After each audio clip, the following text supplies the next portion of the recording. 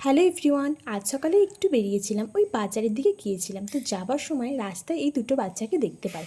তো এত চেঁচাচ্ছিল, তো আশেপাশে সেরকম কোনো দুধের দোকান দেখতে পাচ্ছিলাম না।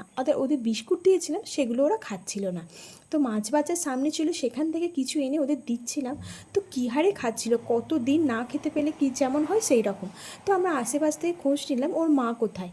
বললো ওর মা নেই, ওদেরকে কে পরশুদিন রাতে ছেড়ে দিয়ে গেছে। তো দেখে এত মায়া লাগলো, ওখান থেকে আর ওদেরকে না নিয়ে আসতে পারলাম না, ওদেরকে নিয়ে বাড়ি চলে এলাম। তো ওই যে ব্যাগের মধ্যে রেখেছি। আর আমরা বাড়িতে ফিরলেই দেখতেই পাচ্ছ এরা কেমন করে। তো বাড়িতে ফিরে সঙ্গে সঙ্গে ঘরে না নিয়ে আমাদের উঠোনটাই ঝাড়ি, কারণ ওরা ঢুকতে ভীষণ ভয় পাচ্ছিলো, চেঁচাচ্ছিলো। আর লাড্ডুতে কেমন করছিলো তোমরা দেখতেই পাচ্ছ। তো উঠোনে ছাড়তে সঙ্গে সঙ্গে লাড্ডু ওখানে চলে এসেছে। আর ভীষণ ভয় পাচ্ছিলো, কোনো দিন তো মানে কুকুরদের সাথে থাকা ওদের অভ্যেস ছিল না। নিজে দেখো দুটোকে নিয়ে এসেছি।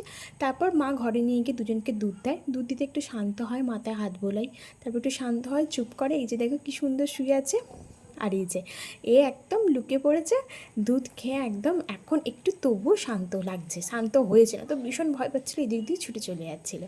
তো এখন অনেকটা শান্ত হয়েছে, ওদেরকে নিতে পারছি।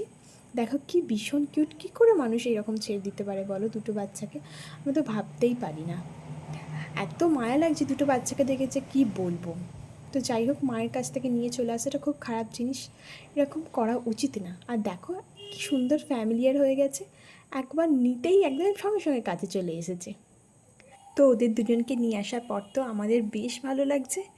এবার ওদের নাম রাখতে হবে, এই দুটো ছোট্ট ছোট্ট সোনার কী নাম রাখা যায়।